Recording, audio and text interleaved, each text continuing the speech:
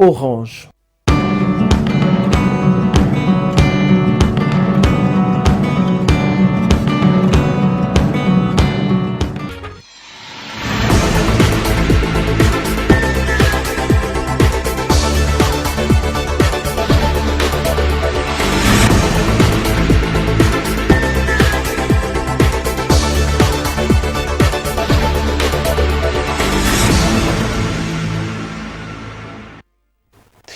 Beaucoup de bonheur à vous tous qui êtes branchés sur la radio, télévision Grand Tanganyika, mesdames et messieurs, à la une de ce journal.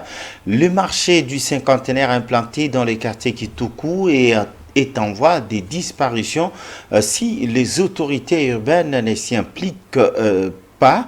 Construit dans des normes exigées, ces marchés ne reçoit pas au fait des marchands depuis sa construction. C'est un constat fait par nos reporters ce mardi.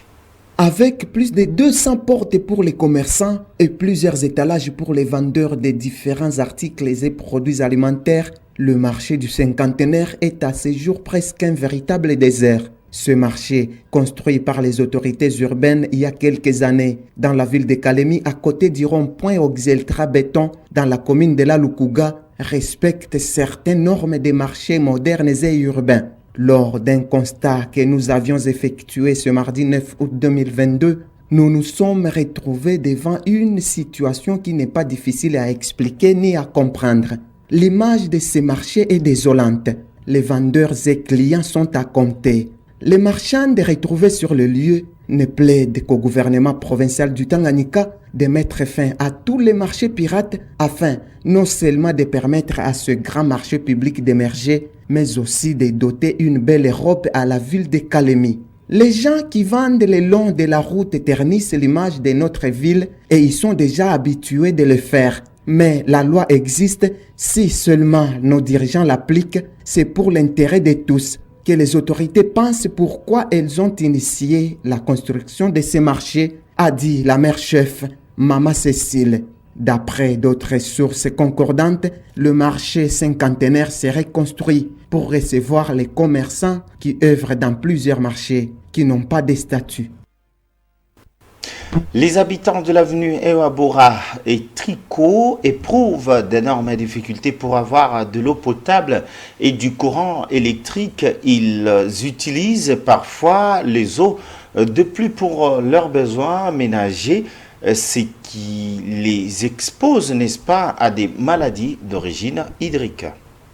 C'est depuis quelques semaines que la fourniture en eau potable a connu des perturbations inquiétantes sur l'avenue Ewabora, quartier Kitoukou, dans la commune de la Lukuga. Les habitants de cette partie de la ville de Kalemi l'ont fait savoir ce mardi 9 août 2022 à nos reporters. Des difficultés liées à l'insuffisance du courant électrique dans certains ménages ont été également évoquées par ces derniers. À cela s'ajoutent les manques de structures sanitaires adéquates, manque d'imoulins pouvant faciliter les modes de vie quotidiens pour les femmes ménagères. Ayant réagi aux questions de nos reporters, une habitante leur a laissé entendre que les femmes enceintes sont souvent victimes d'accoucher dans des conditions difficiles. Elles accouchent parfois en mi-chemin en allant vers le centre hospitalier vu la distance qui les sépare. L'insécurité en est une autre cause qui est devenue fréquente dans cette avenue.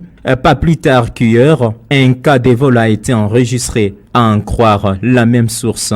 Et face à tous ces problèmes, les résidents de ces coins de la ville de Kalemi implorent l'implication du gouvernement provincial dans la recherche des solutions. Cette situation semble être similaire dans presque toutes les communes de la ville de Kalemi, chef-lieu de la province du Tanganyika.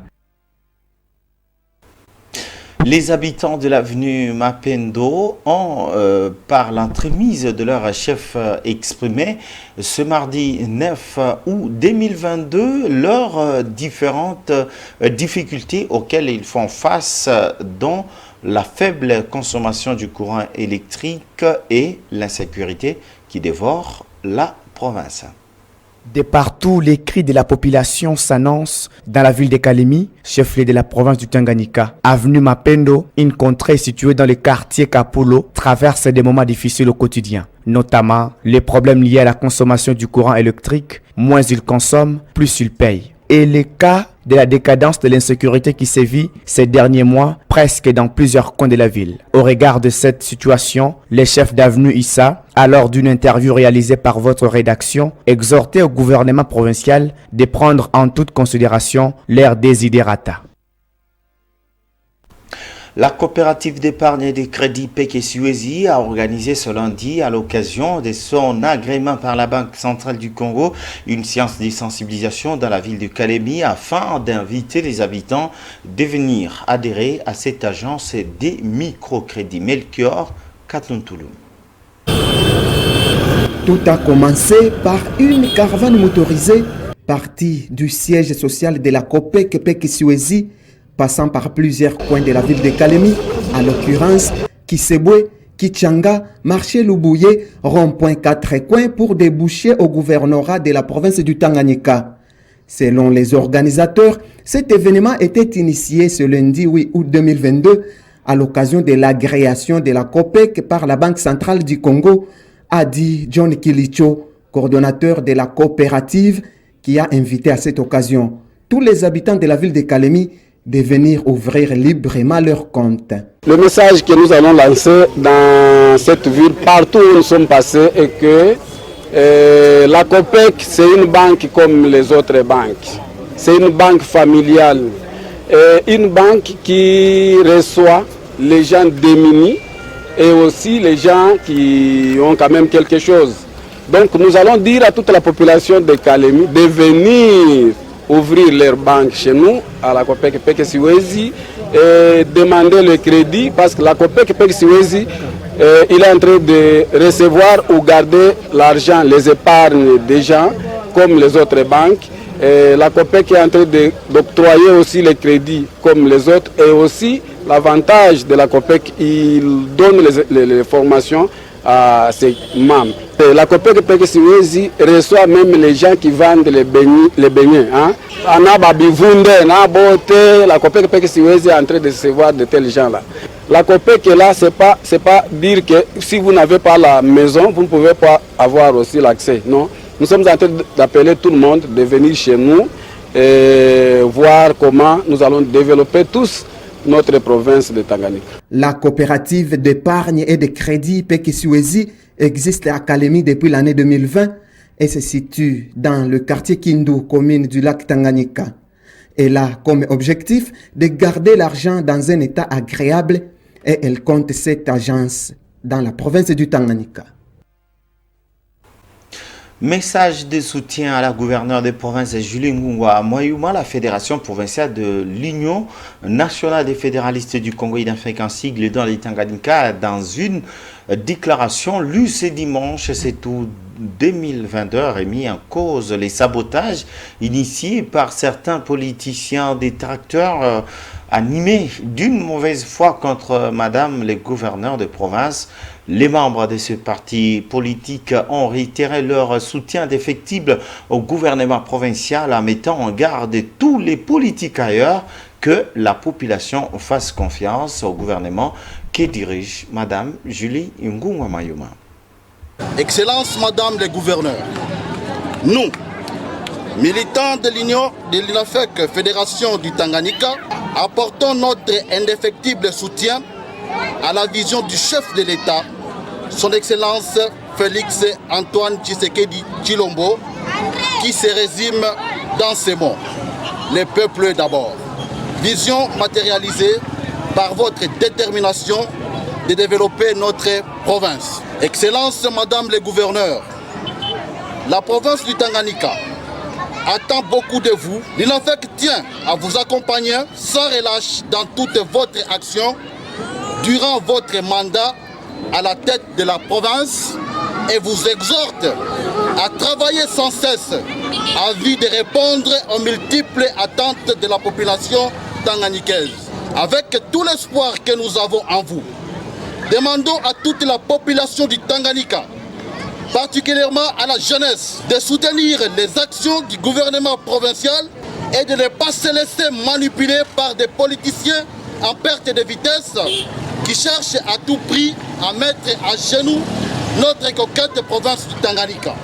Que tous ceux qui combattent Madame Julie Ngungwa soient convaincus que cette dame de fer qui a bravé la peur et le découragement lui imposé par plusieurs adversaires politiques lors de la campagne électorale des gouverneurs et vice-gouverneurs ne va jamais, alors jamais, courber leur échine et courber l'échine à cause de leur sabotage et de leur mauvaise foi.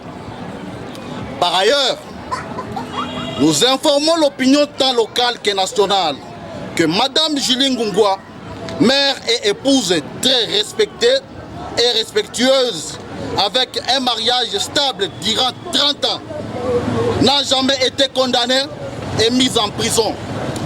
Excellence, Madame le gouverneur, il en fait que vous exhorte de placer votre esprit au-dessus de toutes les considérations et de tourner vos regards vers les objectifs que vous vous êtes assignés par rapport à votre programme d'action pour le bonheur des fils et filles de Tanganyika.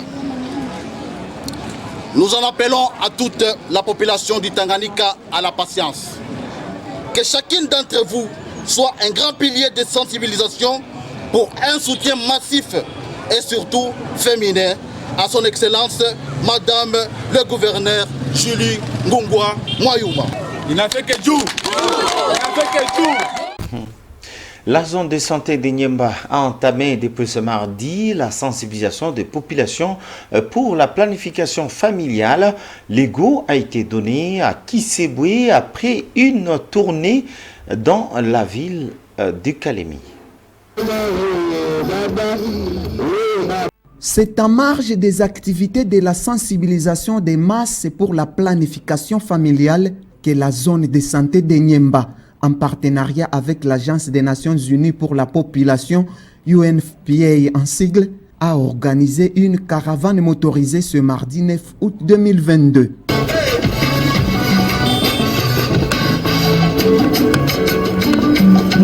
De la mairie de Kalemi, en passant par différentes artères de la ville, jusqu'à la place Kisebwe, le cortège a, à travers des chansons et banderoles, appelé les habitants de s'approprier de cette campagne. Le représentant du maire de la ville, qui a donné le go de ces activités, devant plusieurs invités, a remercié les organisateurs ainsi que son partenaire avant de donner les bienfaits et l'importance de la planification familiale.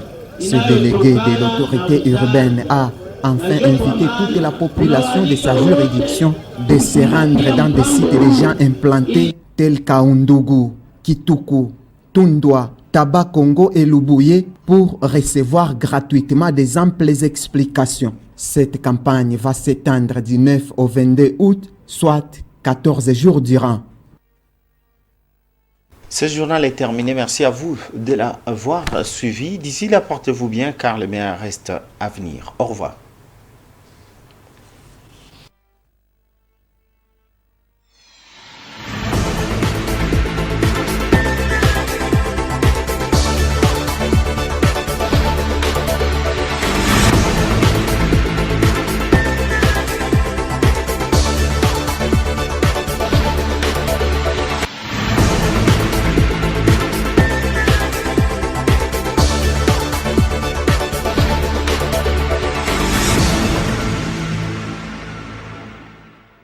Ce journal vous a été offert par Orange.